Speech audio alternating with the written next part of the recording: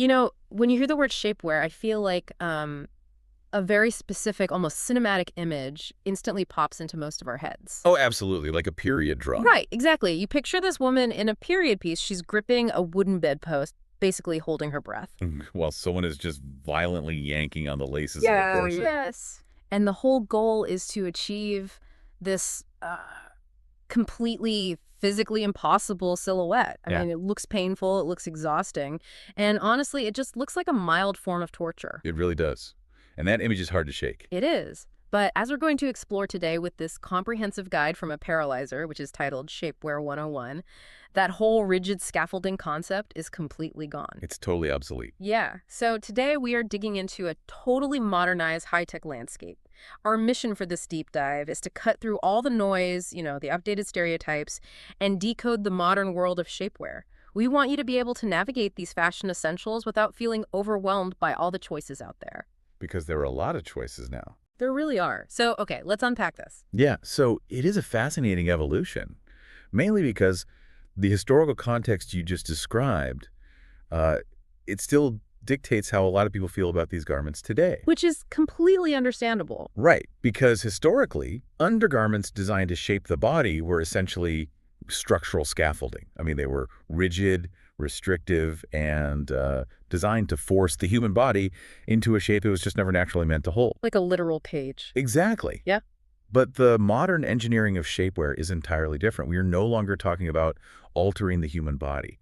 We're talking about enhancing the way clothing interacts with the body. And see, that distinction changes everything. It's not about hiding anymore, it's about optimizing. Precisely. It actually makes me think about makeup, to be honest. Like wearing modern shapewear is less like wearing a straitjacket and much more like applying a really good makeup primer before you put on your foundation. Oh, I like that comparison. Because, a primer doesn't change the actual bone structure of your face.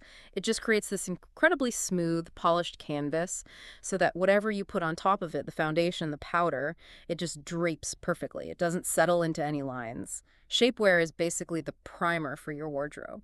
What's fascinating here is the psychology behind that shift. I mean, the core Apparelizer ethos, the philosophy driving this modern design, is that your confidence naturally increases when you feel comfortable and secure. That makes total sense. Right. Think about the cognitive load of wearing an outfit that just doesn't quite sit right. Ugh, the worst. If you're constantly uh, tugging at a hemline or adjusting a waistband or worrying about bunching fabric, you are not fully present in your day. You're just distracted by your own clothes. Exactly. So by creating that smooth canvas, as you called it, the garment eliminates those physical distractions. The entire language of fashion has shifted from hiding your body to highlighting your natural shape. And when you eliminate that friction, it just improves the fit of literally everything. You put on, say, a tailored suit or a silk dress over a smooth foundation, and suddenly it looks custom made for you. It really does elevate the whole look. But I want to dig into something that really caught my eye in the Apparelizer source material. Because we tend to think of this entirely as an aesthetic tool, right?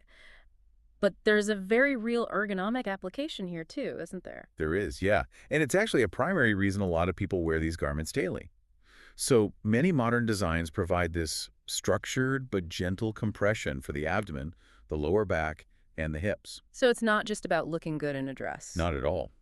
If you think about it in the context of your daily life, say you're standing on your feet for a 12-hour nursing shift, or even just sitting hunched at a desk all day. Oh, the desk posture is brutal. It is. And that consistent core support from the shapewear can significantly reduce physical fatigue. The compression acts almost like a very mild, flexible brace. Wow, I never thought of it like that. Yeah, it naturally encourages better posture, which in turn reduces lower back strain. So it's really doing double duty as both a fashion tool and an ergonomic aid for long work days. Okay, so if the goal is a perfectly smooth canvas plus, some core support, how do we actually navigate all the options? That's the tricky part for a lot of people. Right, because frankly, walking into a lingerie department or even just browsing online feels like trying to read a menu in a language you completely don't speak. Oh, it's overwhelming. You have full body suits, waist cinchers, camisoles, shaping shorts.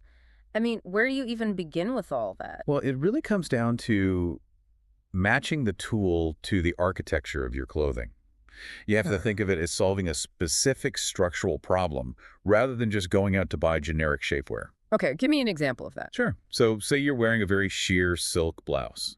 If you put on a traditional waist shaper underneath that, it's going to leave a visible ridge right where the blouse falls against your midsection. Oh, right, which completely defeats the whole purpose. You're just creating a brand new visual distraction while you're trying to solve an old one. Precisely.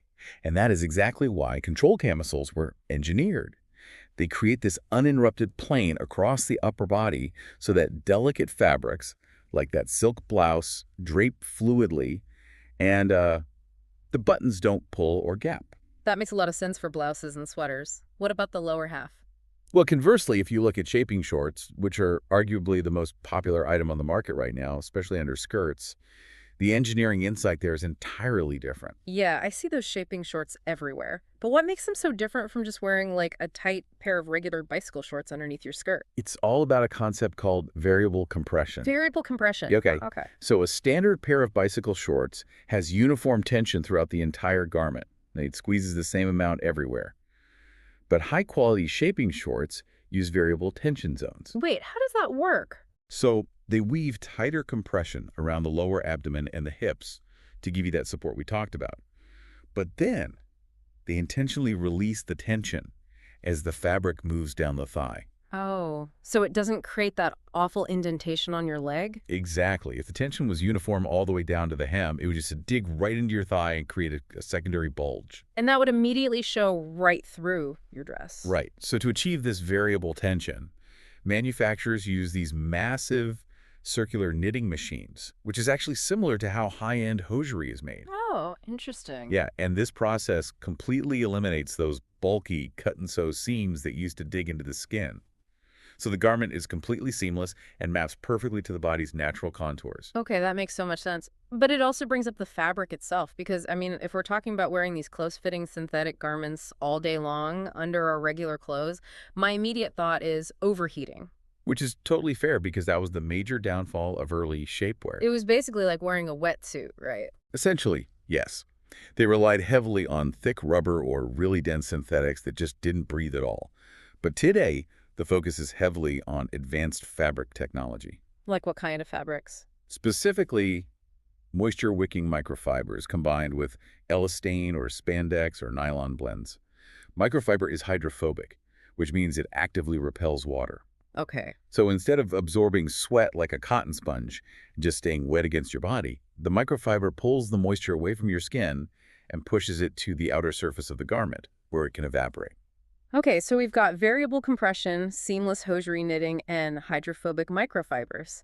That is a lot of tech packed into one piece of underwear. It really is an engineering marvel. Which actually makes me want to ask a logistical question, on behalf of anyone listening who might be tempted to go a little overboard. Oh, I think I know where you're going with this. Say I want the camisole for my upper body and I want the shorts for my lower body. Can I just layer them?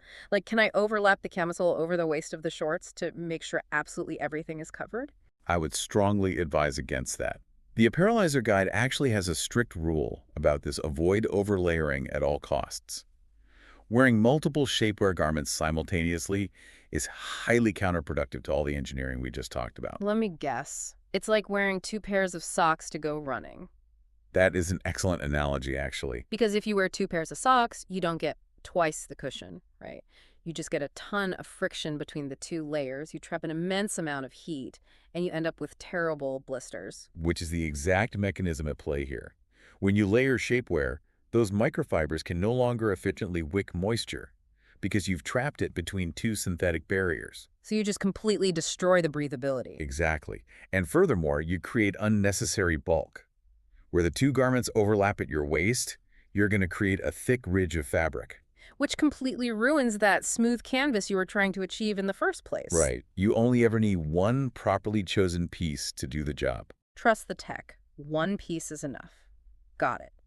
But I guess that brings us to the actual execution. Because having this high-tech moisture-wicking tool is one thing, but deploying it incorrectly is where I think a lot of people just get super frustrated. Oh, absolutely. And that usually comes down to strategy and sizing, right? Yes. The first step in your strategy always has to be identifying your target area for a specific outfit. Before you even look at a size chart or pick a compression level, you have to ask yourself what structural problem you're trying to solve. Like, are you smoothing the midsection for a tailored blazer, or are you supporting the thighs and preventing chafing under a summer skirt? Exactly. You need a clear goal. Here's where it gets really interesting, though, because once you know your goal, you have to pick a size. And there's a massive psychological trap here. The golden rule of shapewear. Yes, Right, the right. golden rule. The absolute biggest mistake people make is sizing down. People think, oh, well, if my goal is to look smaller, I should buy a smaller size so it compresses me even more. But that fundamentally misunderstands how these garments actually work. It really does. Let's look at the physics of it for a second. Soft tissue follows the path of least resistance. Like squeezing a water balloon in the middle. The water doesn't just disappear, it just shoots out to the top and the bottom. That's a perfect way to visualize it. When you put a medium-sized body into a small-sized compression tube, that volume has to go somewhere. Right. The garment cannot function as it was designed to. It will just escape off the top of the waistband or out the bottom of the thigh. Which actually creates the exact rolls and bulges you were trying to smooth out. Exactly. And furthermore, sizing down drastically increases the tension on the silicone grips that hold the garment in place. Oh, I hate when those slip. Well, when the tension's too high because the garment is too small, those grips fail. And that's what causes the garment to violently roll down your waist or roll up your legs. Ouch. So buying a size too small to look thinner is basically like buying shoes a size too small to make your feet look smaller. Another great comparison. Because you don't end up looking like you have petite feet. You just look like you're in immense pain, you can't walk right, your feet swell over the edges of the shoe, and it just ruins the entire outfit. Proper sizing is absolutely mandatory for comfort and a natural look. This raises an important question, though, about our psychological relationship with sizing labels. I mean, why are people so tempted to size down in the first place? Because of the number on the tag. Right. It's often because we subconsciously attach our self-worth to the letter or the number on that tag. But true empowerment requires accepting the actual, literal size of your target area to get that seamless look Apparelizer advocates for. Yeah. The garment is an engineering tool designed to serve you. You are not there to serve the garment. Wonderfully said. And it ties perfectly into compression levels, too, because if you do want more shaping, you don't size down, right? You just change the compression level. Exactly. You have light compression, which is for everyday wear, just very gentle smoothing. Right. Then you have medium compression, which gives you noticeable shaping, but it remains comfortable for longer stretches, like a day at the office. And then there's firm compression. Yes. That's your maximum support, highly engineered level for, say, a red carpet event or wearing under a really structured wedding gown. Knowing those levels really helps debunk some of the most pervasive myths surrounding shapewear, I think. Like, for instance, the myth that shapewear is inherently uncomfortable. Right. If you are uncomfortable, you are almost certainly in the wrong size, or you are wearing a firm compression garment to run errands or sit at your desk. Which you shouldn't do. It should feel like a supportive hug, not a vice grip. Exactly. But I want to push back on another myth really quickly.